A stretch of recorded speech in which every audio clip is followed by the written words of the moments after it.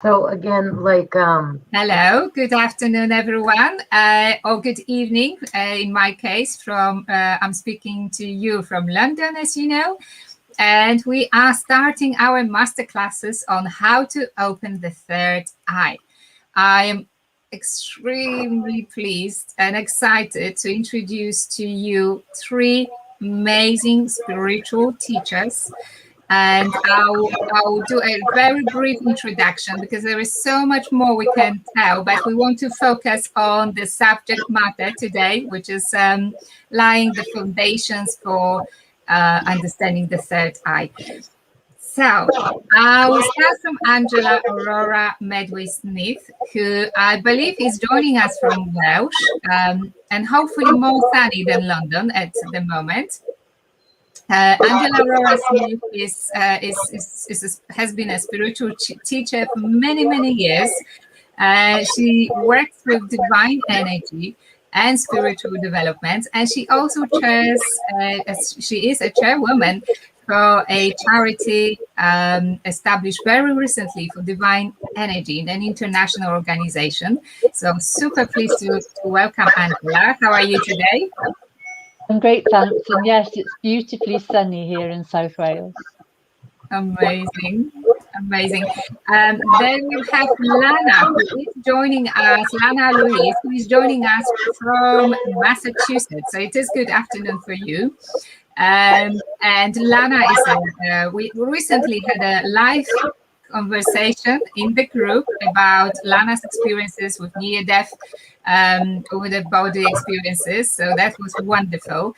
Lana has amazing gifts, and she's a psychic medium. She does Reiki, and she's a teacher for spiritual development. So beautiful to have you here with us. How are you today? thank you. I'm excellent. Thank you so much, Monica. And it's a pleasure meeting with all of you today. Thank you. You are so welcome. And we have Dr. Veerle van Tricht, who I believe is in Wales as well, but originally comes from Netherlands. Dr. Veerle is working with angels, has amazing gifts too, and she is also connecting traditional medicine with the spiritual healing, and she does it beautifully. There's a wonderful book, exactly, I wanted to mention, which you can and you can buy it, read it, learn more about Dr. V. All the profiles will be in more detail in a PDF, which I will bring here on Wednesday, ready for downloads. So thank you so much for joining me. We are talking about the third eye. So and there is quite a lot to talk about. So shall we start? I would love to ask you some questions, very simple questions, just to open the discussion and as I'm saying, lay some foundations for the spiritual development and specifically opening the third eye. So if I may, please, let's start from a very basic question. What do we understand as the third eye?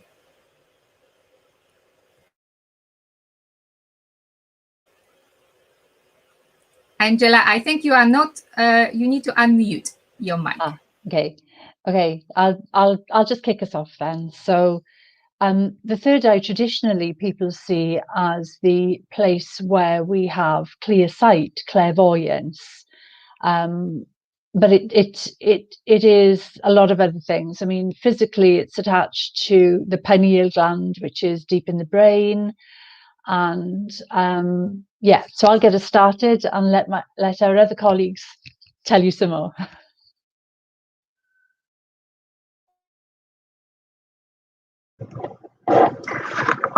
So for the third eye is usually our sixth sense, okay? And the third eye is located in between the forehead, between the eyebrows right here. And the color usually in the third eye is either royal blue or indigo. It's really the seed of the human soul. It's the connecting link in between the physical and the spiritual worlds. And there has to be some great understandings, which we'll be going over. So, Dr. V, you can go, sweetheart. Thank you.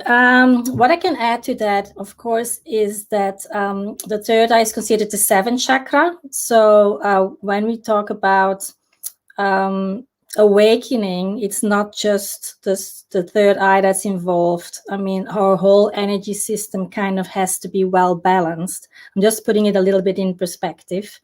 And I love that Anjali mentioned the clairvoyance, because if you want to develop more intuition, like clairaudience, it's the ear chakras that are involved, or clairsentient, it's the heart chakra that's involved, or the crown chakra is involved in more being part of the whole, the way of the cosmos, of the universe.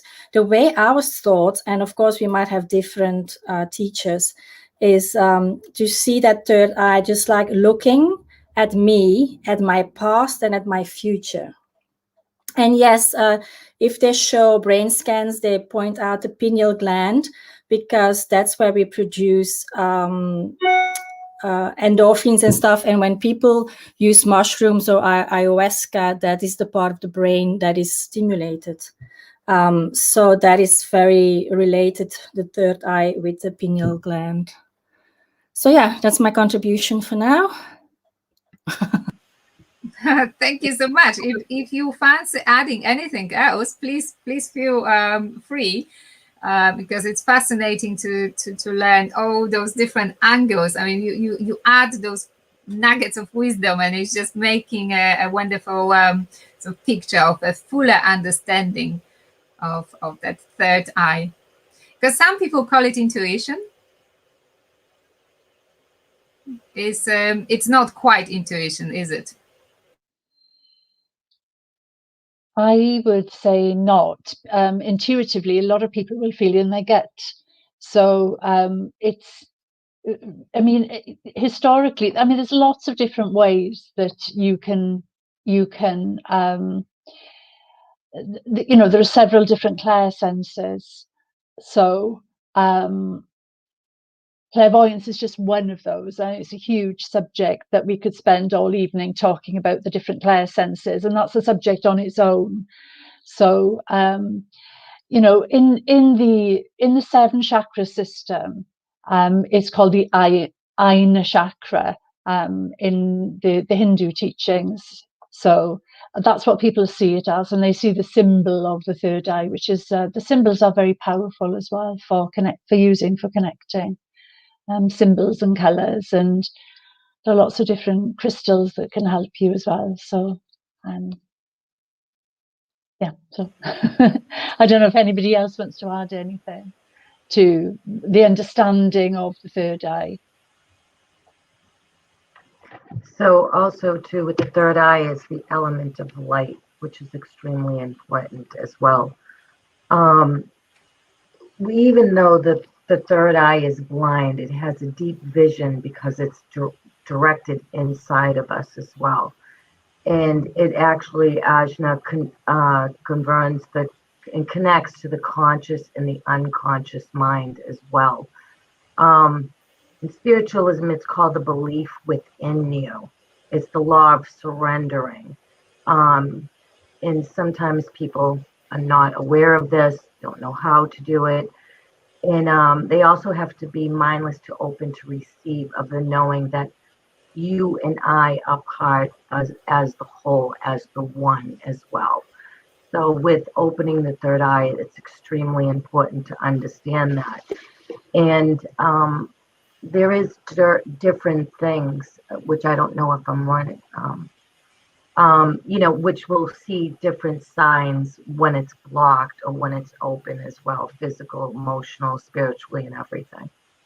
Mm-hmm. Thank you. Veerle, would you like to add? Yeah, I just as a flow through to our second topic, I just want to say I agree with Angela on intuition is more of a gut feeling, and that we are talking about the audiences and the clairs, the clairvoyance and the other clairs, and I also want to like get on this confirm that one of the signs once your third eye is open is that that feeling of being one with the universe, of being part of the whole.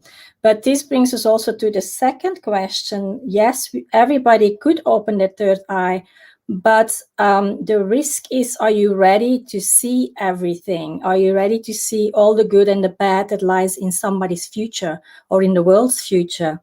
So that brings us to the second thing that we wanted to discuss, right?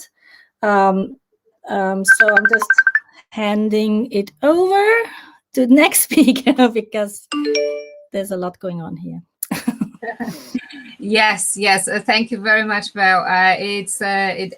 I wanted to touch on that. Is it possible for everyone to open the third eye? So shall I pop in here now, Monica? Yeah.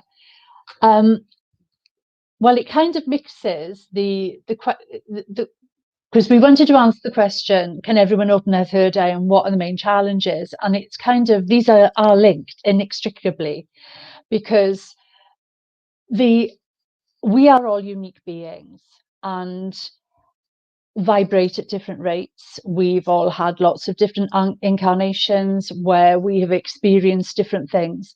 And this being that we are here on the planet at this time is a sum of all of those. So really speaking, because we're all different, our innate abilities in terms of tuning into the different clairs will be different. So I've had hundreds of students over the years, and for some of them, clairvoyance comes really quickly, straight away. Some of them will see with their eyes closed, some of them will see with their eyes open. Others don't see at all, but they have claircognizance. They know. They have clairaudience. They hear. They have their psychometry abilities. Their clairtangency is really well developed. And, you know, some people even are able to taste and smell those clair senses, which are not necessarily linked to the third eye.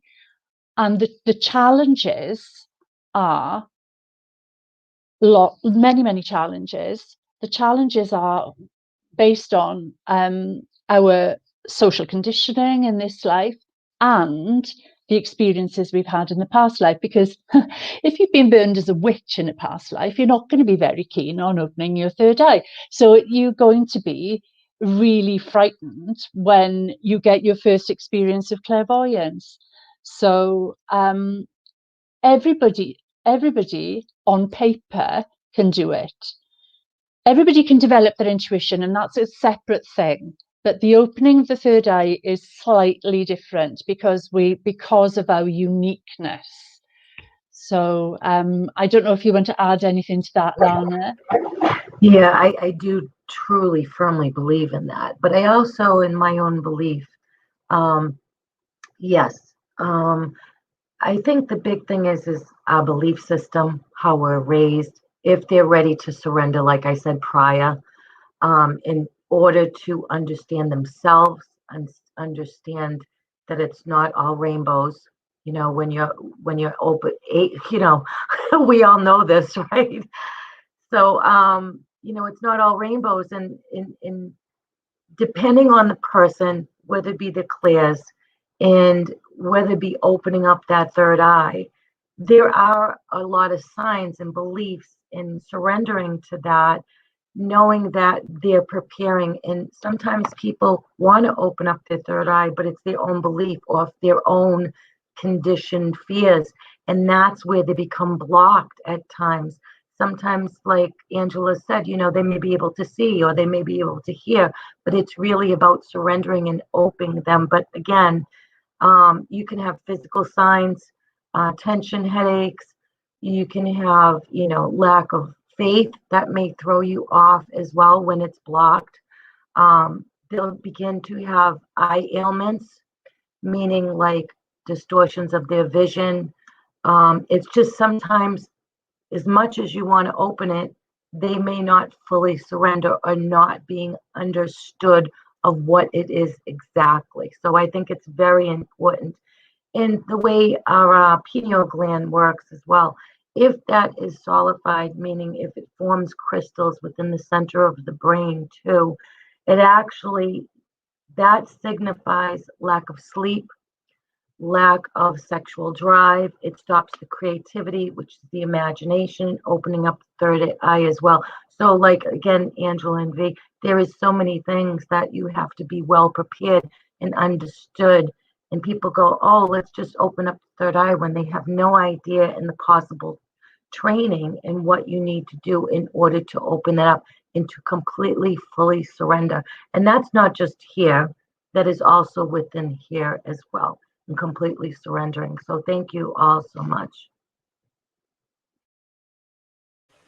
That's super important what you said, that we need to be prepared, and ideally we are guided in the process if we start from not knowing much about the third eye. So it's even more important that you are here and you are talking to me about the different aspects of opening the third eye. Dr. V, would you like to add anything to? Oh, Dr. V had to go somehow, but I'm sure she will be back. I've got my faith. And it's interesting what you said about the fear, there's blockages of which are coming from past lives and the experiences our souls had. And it's something which I can actually sort of triggered me. I was thinking, oh, that might be me. So probably there will be some people here listening to it thinking, this is actually my sort of little fear, or no, it's so little.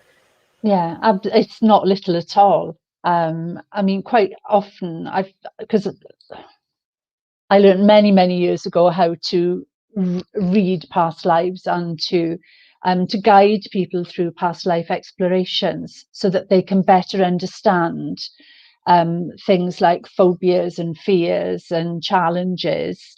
And you can do this with somebody who knows what they're doing, with good support. You can go back and look for yourself at the experiences that are causing the blockages. And quite often for many people, there's then a light bulb moment that they think, okay, now I understand. So it's actually okay. This isn't going to happen to me this time. So that can be a really useful tool as well to overcome those blockages and overcome those challenges. So I don't know if you want to add anything on that, Lana. Yes, I love that you said that, because you do have to do it very gently. So I love that you said that. And then with my hypnosis, I do bring people back to a past life, or we call it regression, and their fears. We don't like to call them phobias, but there is fears. And we have to do that very gently. So that is extremely important to work with that individual, because you don't know, like if I'm looking at you, I have no idea what you've already been through until we go into that fear, and to kind of remove that blockage in a loving, graceful way, in a very gentle way, which is, because even humans being now here on earth, we've all been through our struggles. We've all been through those fears and different life experiences in this life, but can we only imagine what we've already been through? So it is very, very important. And knowing that you have to take care of yourself, your mind, your body, your soul, everything. And it's not just one day practice, I'm going to open up my third eye. It is gently worked on, and it's taken many years. And I do believe that. And even people, if they don't understand it too, they don't even know what like an awakening or a third eye is. So that's so important, and to work with people very gently as well. And even have people understand the importance of the steps as well. Yeah, the development course I used to teach was 22 weeks long, taught over half a year. So this is the kind of time frame that you're talking about, and that would even just prepare you then to start working in other areas. So lots of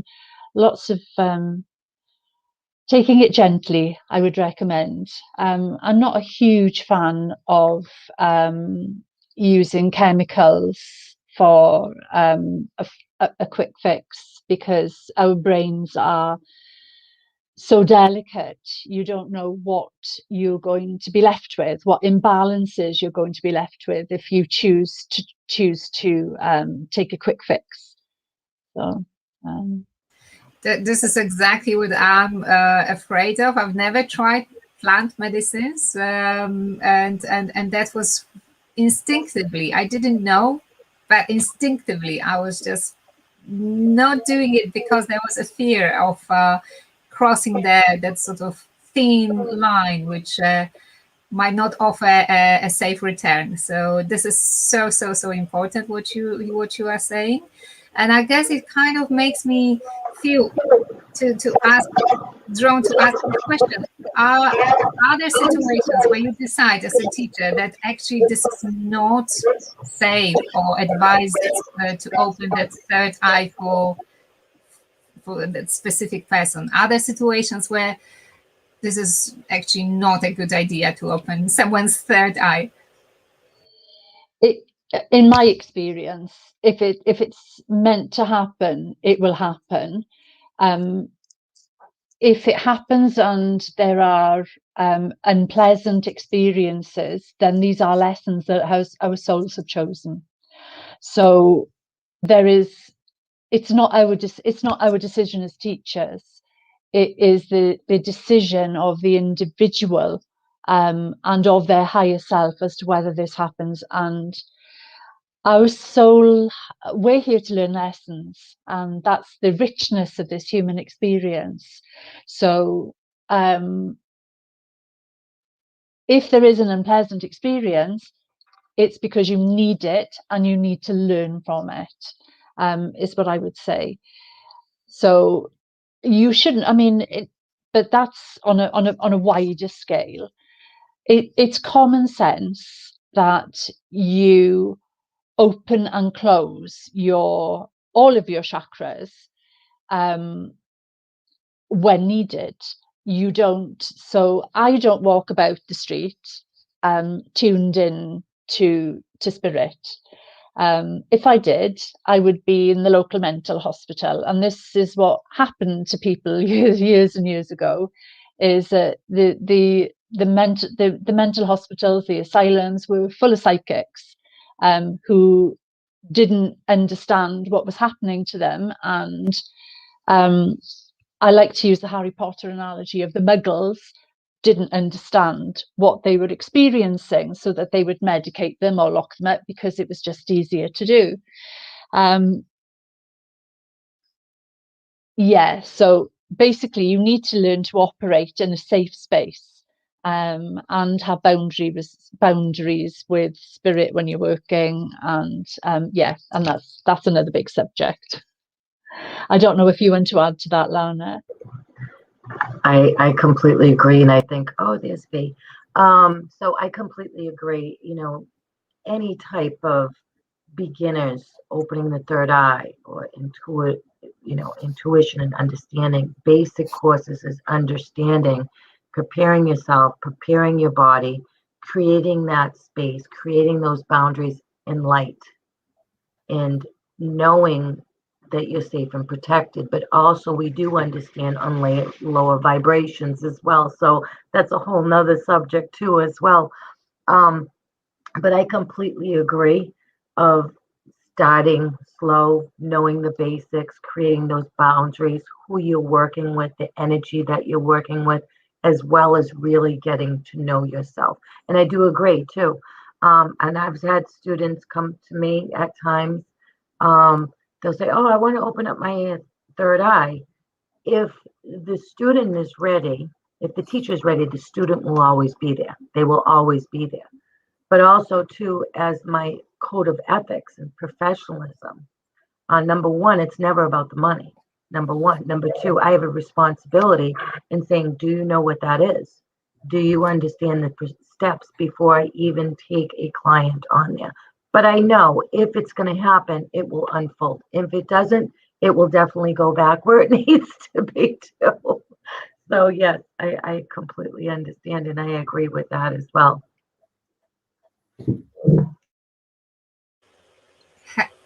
Hello, Dr. V. You've disappeared, but you are back now. I don't know how much you've. I know you were listening to our conversation, even though you were not here live. Would you like to add to that answer?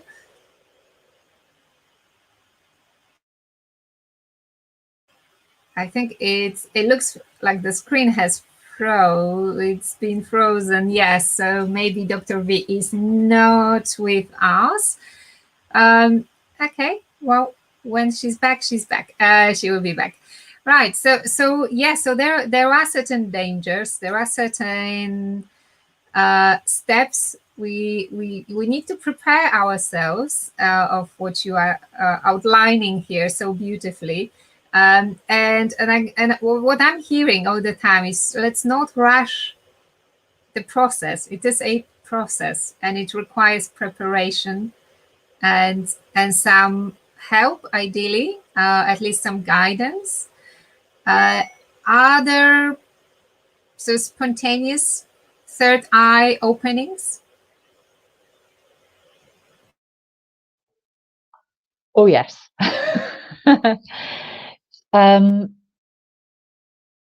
Yes, certainly. I mean, I'll just talk to you about myself. That's the easiest way to give my own experience. So I'd seen spirit from being a little girl, but you kind of you move yourself away from it because it's not normal. It's not what people do. So I then ended up in London in my early 20s, and I went to a teacher who opened up a whole new world for me. Unfortunately, she didn't know what she was doing. So she left me completely open, completely unprepared. Sort of, one class, and I was VUMF. So I'm, going home on the tube, I was picking up people's feelings. I could feel their pain in my body. I could hear what was going on in their minds. I could see things. And I just went back to her and I said, look, what's going on here? I don't really understand what's happening to me. And she said, I think you need to go to my teacher. So, which I then did. And I sat in circle with a wonderful lady called Betty Bolcom for 6 years. So I was really lucky that I had that guidance. And, after doing her course, which was a few months long, I then sat in circle with her for years and years. These awakenings happen for different people at different times, and it is really difficult to make sense of them. So it's wonderful to have a group like this where you can actually come and ask questions. I mean, I know there are a lot of teachers who can pop into this group and answer people's questions, which is absolutely brilliant because there was no social media in 1983. And yeah, I hope has that answered the question? I don't know if you want to pop in, Lana. Thank you, Angela. I actually forgot the question because I was listening to you.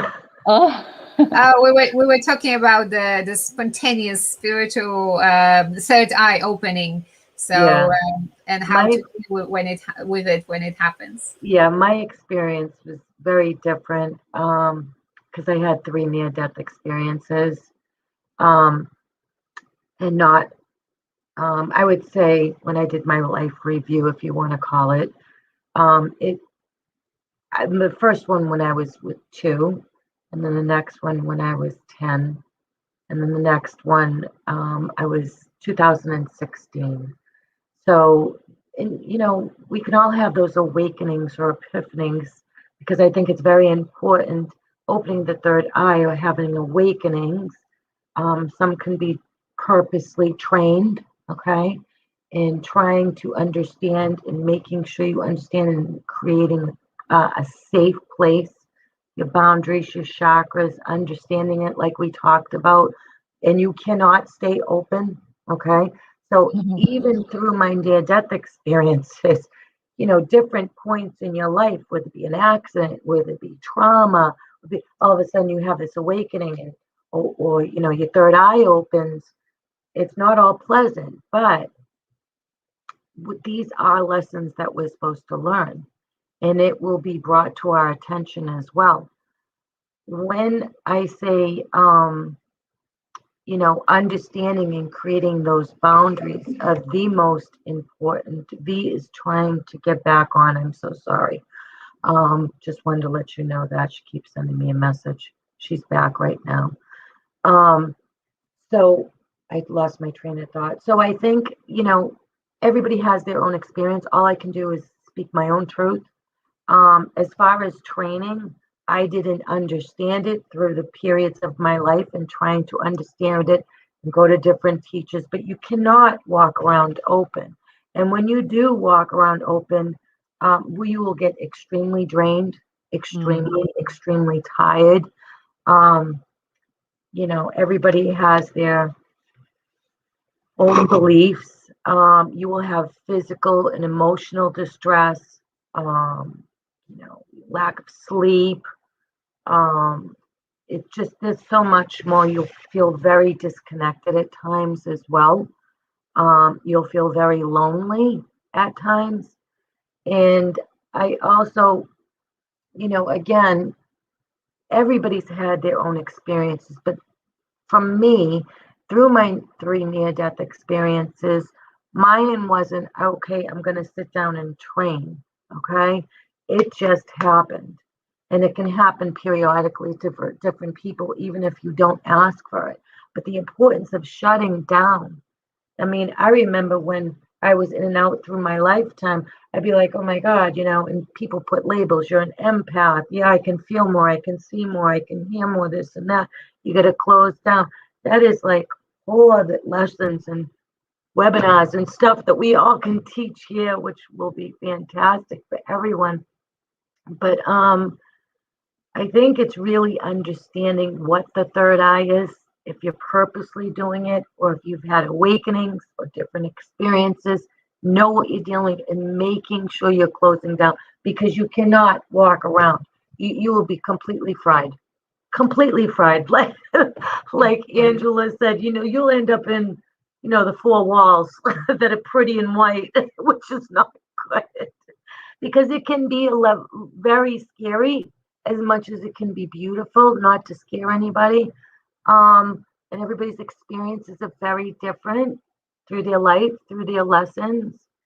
And I think it's the importance, knowing what you're doing, how you're doing it, understanding it fully, being in that presence. So that's all I can really keep really stressing about. And I'm really always being in that presence of love, but always knowing when to open, close, and going through everything that you need to do in order to be protected, because I know a lot of people do have fears, and understanding entities, they like to call them. I call them lower vibrations. So that's my truth on the entities.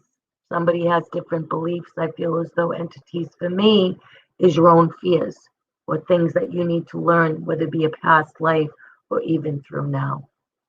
So that's what I wanted to add in there. Thank you. I mean, Monica knows how passionate I am Yes. about protection. I'm passionate about protection, and rightly so. About responsibility, and about ethics as well. These are massive issues for me. And one of my big bugbears, because I'm really passionate about healing. Healing is my love. I teach intuitive development. I've been teaching it for over 30 years, but healing is my love. I teach spiritual healing. I teach angelic Reiki. I teach divine energy healing. I teach goddess healing, violet flame healing, you name it. I'm attuned to it, and I attune people to it. But it's essential, absolutely essential, that everybody who opens themselves up, understands the world of spirit, and understands that it's not all light and fluffy, and that you set these boundaries, you set protection, you set an intention at the beginning of a session, you close down, and my students call it zip the chakras up, zip them up at the end of it. And one of them had a really good analogy for it. She said she saw herself putting on a big anorak and zipping it up from bottom to top and all the way up, so that she was completely safe and cocooned within this beautiful space. So yeah, 100%, well, 1,000%, I'm with you on protection.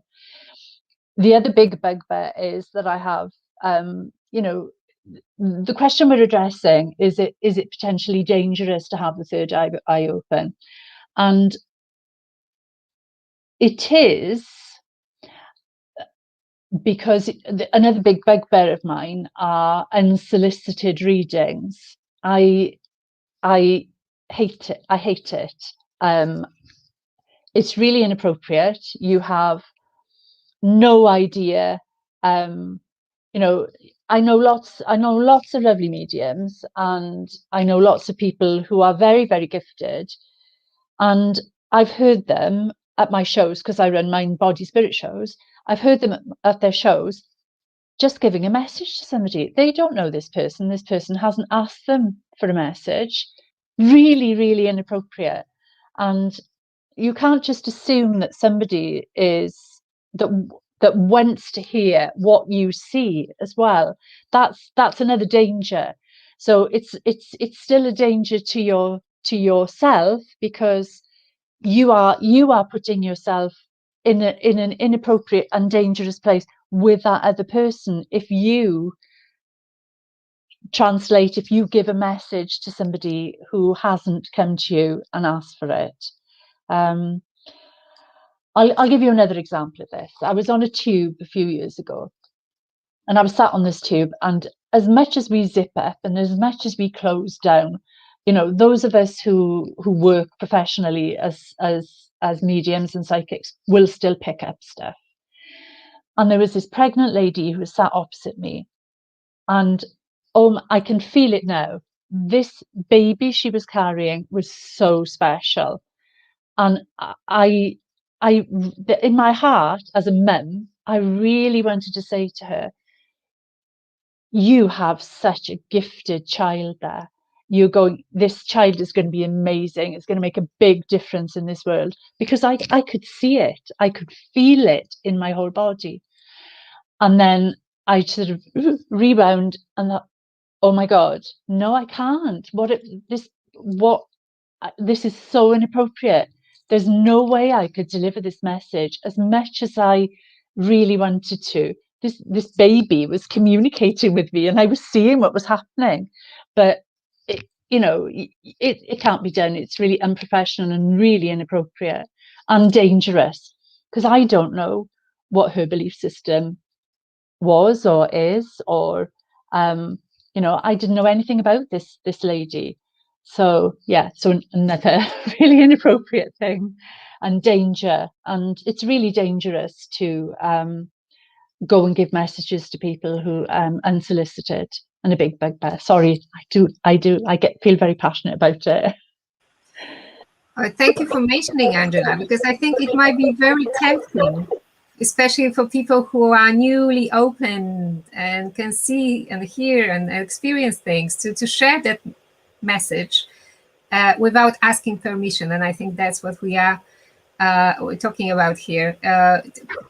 We really need to ask permission if we can pass that knowledge, which is not necessarily shared with everyone. Yes, so that's super, super important as well. And another beautiful nugget of wisdom from you ladies to on the subject of the third eye. There, it comes with responsibility, and that's worth pointing out. And also, as you very eloquently said that, it does require a lot of protection. I actually have two questions. We have two questions which I feel you've answered, but let me just show them, and also let's say hello to those who are watching us. And that is Sherry. Hi, Sherry. Caroline, Kelly, and I think it's Chrissy. I've got some names blocked by Facebook users, so apologies if I'm not naming everyone who's with us right now. But thank you so much for being here live and asking questions. So the question here was about dangers of the spirit and the spiritual strength we need before we will be able to open the third eye. So you've been talking about it. And we also had a question about being already too open. So any advice on how to close down or protect yourself better? I think we will be talking about techniques and tips tomorrow.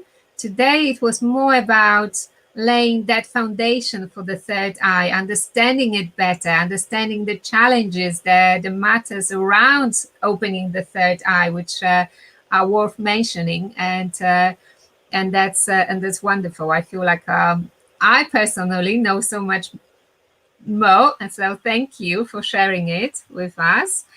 And unless you'd like to add anything else, I'll be very happy to wrap up and join you tomorrow for more wisdom on the third eye regarding techniques and tips. So I'll give you space to make any final comments you would like to, and we'll see everyone tomorrow again. Angela, would you like to add anything? Yeah. So thank you, Monica, and thank you, Lana. It's been really interesting discussion, and I mean, we've just really set the scene and talked about what the third eye is and the challenges and things like that, and yes, I'm looking forward to being here the next couple of nights, giving people more information and tips and hints and stuff. So so thank you, and thank you everybody for watching. It's really a pleasure to connect with you, and because I'm not looking at my Facebook now, but do put down where you're from and everything, and I'll have to say hello when I come off. Thank you. Thank you, Angela. Lana?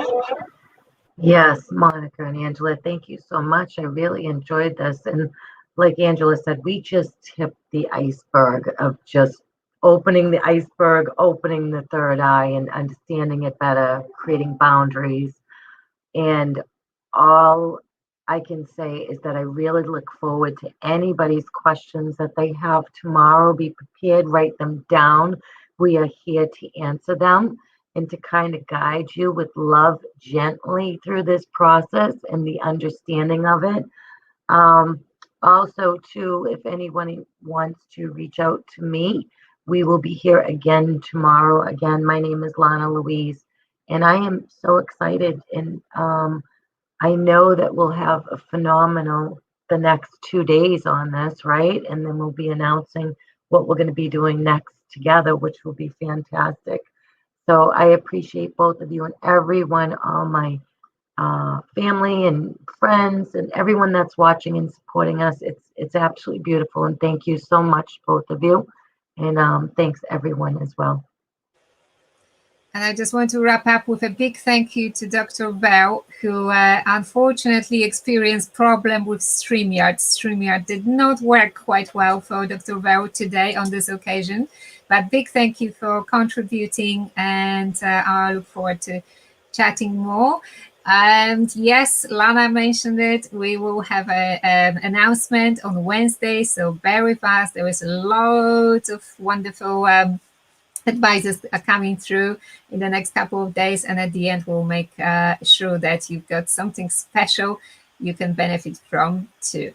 So thank you for being with us. Thank you for those who are watching us on replay.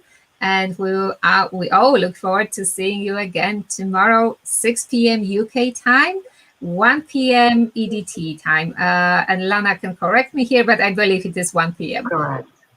Wonderful. Thank you, Angela. Thank you, Lana. Thank you, Dr. Veerle. And I'll see you tomorrow. My pleasure. Bye now. Thank you. Bye. Bye, everyone. Bye-bye. Thank you.